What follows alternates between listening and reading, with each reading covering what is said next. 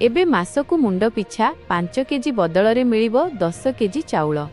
तो चालंतु जानिबा पूरा खबर ता पूर्वरु चैनल को सब्सक्राइब करंतु एवं लाइक मध्य करंतु। 5 एप्रिल एबे मासकु मुंड पिछा 5 केजी बदଳରେ मिलिबो 10 केजी चाउଳ। एथर मोदी सरकार देबे 5 केजी और मोहन सरकार देबे 5 केजी चाउଳ। खाद्य जोगाण और खाउटी कल्याण मंत्री कृष्णचंद्र पात्र एही सूचना दैछंती। एनेई जोगाण और खाउटी कल्याण मंत्री कृष्ण पात्र कहिसंती जे विधानसभा रे विधायक माने 5 केजी चाउळ पर्याप्त हेउ नथिबा दाबी करुथिले। एहाकु देखि मुख्यमंत्री अन्नपूर्णा योजना अणा जाइछि। राज्यर जातीय खाद्य सुरक्षा आईन और राज्य खाद्य सुरक्षा आईन रे थिबा 3 कोटी 22 लक्ष हिताधिकारी 5 केजी चाउळ पाइबे। एथिपाई मासकु 734 कोटी हिसाब रे 8813 कोटी टंका राज्य और राजकोषरु खर्च हेबो।